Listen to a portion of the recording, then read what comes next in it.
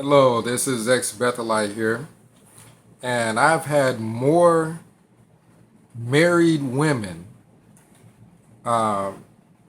heavily flirt with me at Bethel than anywhere else at any other time in my life. As far as all together in one place, married women heavily flirting, it is worse in God's house than anywhere else I have been. Just basically take everything that the organization has written, that you've read in the organization's materials about Bethel, and just think the reverse. At my morning worship table, I was the only single brother. No. Let me take that back. There was myself and one other brother. Everyone else was married, and their wives would sit next to them. In front of me was a brother and his wife. And this is morning worship. This is early in the morning. This is 7 a.m. You got a whole dining room full of people. You got morning worship playing on the little televisions that they have everywhere. And I feel someone, it at first felt like someone kicking me under the table. And after it happened about 3 times or so, you feel something bump on your leg. I kind of moved my foot, thinking, who keeps kicking me? Like, I know they knew that they kicked me the first time. Why do they keep doing it? And after I move my foot and go back to look up at morning worship, I felt what was like rubbing this time, like someone rubbing their leg and their foot all up and down my leg. You can just imagine your pant leg being raised up because someone's foot is going all up and down your leg. And the sister who's sitting right next to her husband, directly across from me, is reaching her foot out, and she taking her shoe off, slipped her foot out of her shoe, and is rubbing her leg all over mine. And I look down from morning worship and I look over at her, and she's looking directly at me as she's doing it. And I'm thinking, how bold can you be? I remember after morning worship, I mean, you're a single brother. These women are gorgeous. Basically, you have all these Bethelites that have the pick of pretty much whoever they want. So the women that are around you tend to be really attractive women. Maybe not necessarily the most spiritual. Not that there aren't any spiritual women, but I don't know that that's what these Bethelites are going after. They're going after the most attractive women.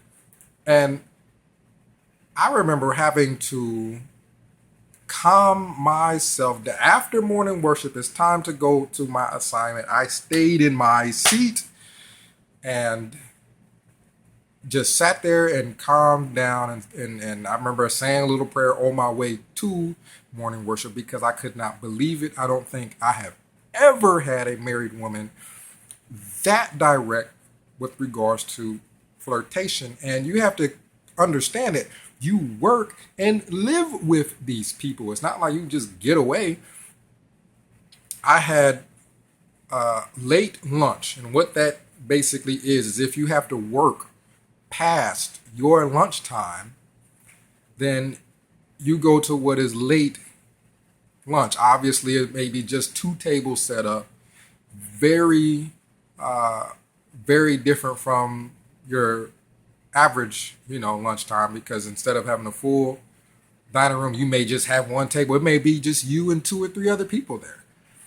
So I went to late lunch because of trucks coming later, and in my assignment, and I had to stay past lunchtime. Well, when I go to sit down, here's that sister that had been rubbing her leg up and down mine, heavily flirting.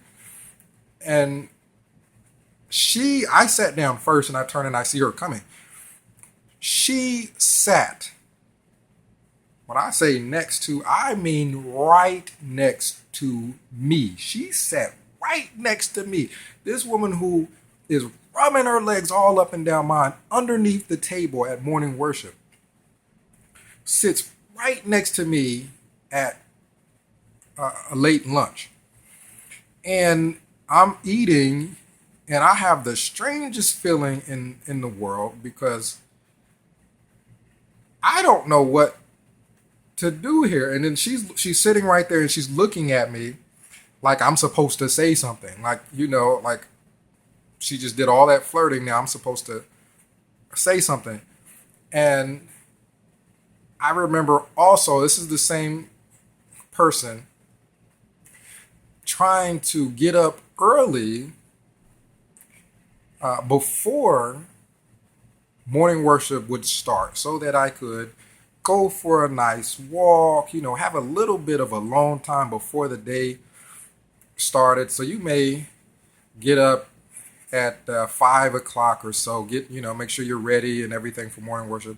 Just go so that you can go for a walk, maybe sit and do a little personal study. And as I'm walking down the hall, I see her with two other sisters.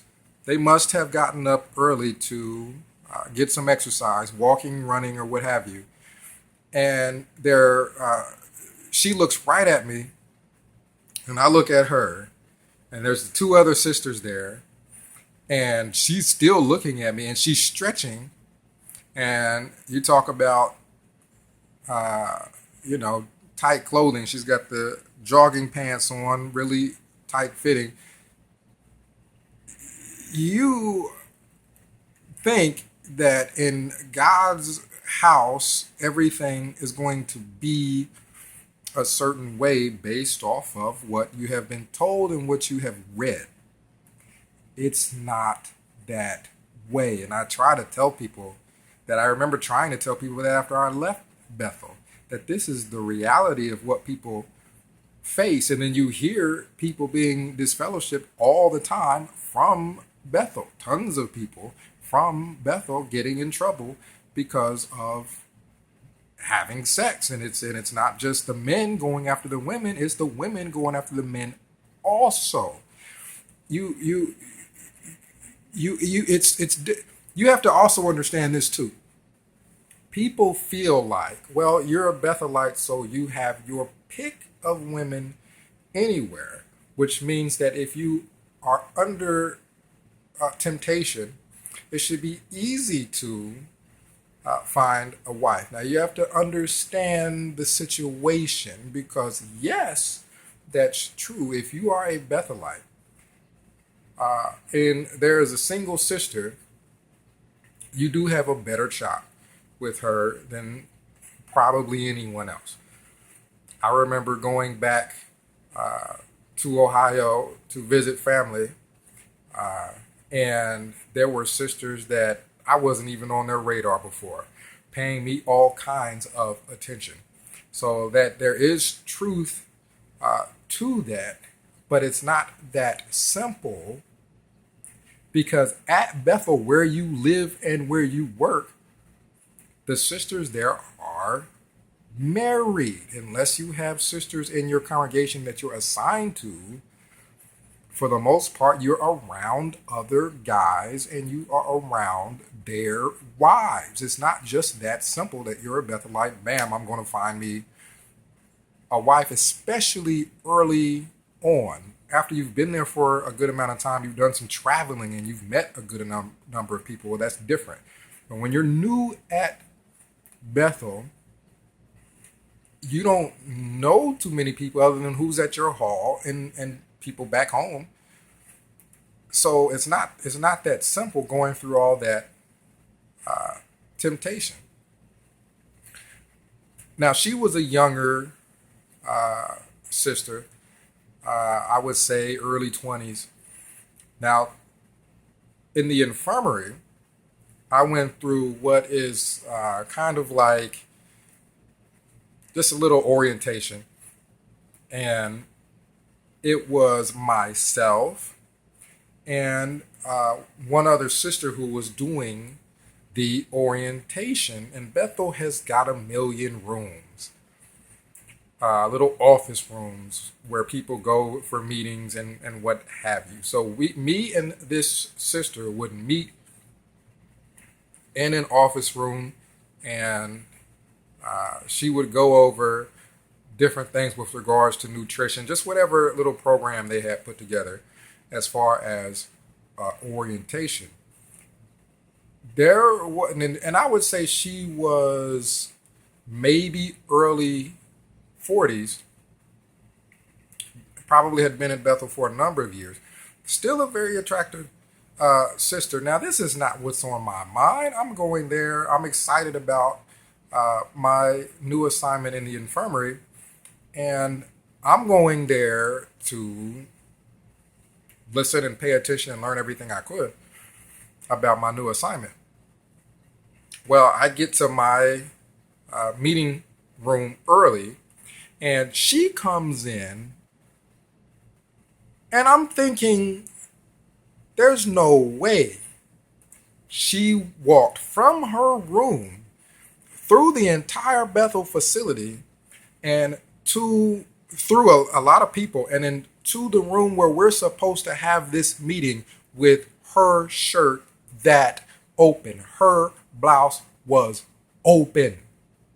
When I say open, I mean she sits next to me and I kind of looking down, because when you look over at her, her blouse is open. You see her entire bra and everything. And it's just me and her in this room, and you kind of see reality and my perception of Bethel clashing. And it's sometimes the older women that have been there at Bethel for a while that kind of pursue some of the younger single Bethelites that come in, and maybe they're homesick, whatever the case may be. You don't have a whole lot of single sisters coming in to Bethel. You do have some that are RNs that work in the infirmary. You have some, but for the most part, they're younger single brothers, young men coming to Bethel, and you have the married women that sometimes are aggressively pursuing these brothers. I remember a specific sister who seemed like she was almost obvious how flirtatious she was. I was going down some steps, and again, there are a million doors and rooms and everything. And I see a door open, and I kind of look over, and there is a younger brother coming out. And it's just odd sometimes when you see, a young brother coming out of an office room, and he's like fast walking up out of the office room. And I'm like, that's interesting as I'm going down and stuff. And then here comes the sister walking out of that office room, and she's got her heels on, and she's walking just as calm. Now, I don't know what they were doing in there. I can't say for sure that they were doing anything inappropriate. All I can say is the younger brother came out of that office room, and he shot down that hallway. He was fast walking to the point of almost jogging down that hallway away from that room, which is what would happen if you were worried about getting in trouble if anyone saw anything. She came out just as cool, calm, collected, kind of fixed her hair a little bit, straightened her clothes, and then just walked down the hall just as calm and collective. And what you have to understand is, for me, seeing things like this became normal. It became normal. I mentioned before in a previous video that I did meet with the brother Rayford, and he invited me to his office, and I just unloaded all this stuff onto him. And I don't know that anything had been done about it, especially since these are brothers in pretty high positions. Sometimes it's their wives that we're talking about. So I'm seeing all of these things, and this is happening very frequently. And it's not just the women, it's the men also. And sometimes it's so obvious because there's tons of people at Bethel. So to get away to do anything sexually with someone, you have to kind of obviously go off somewhere alone with them. And in my assignment, there was a sister, married sister, that I don't know the details as to why she was sent to the warehouse to come and help out, but she was.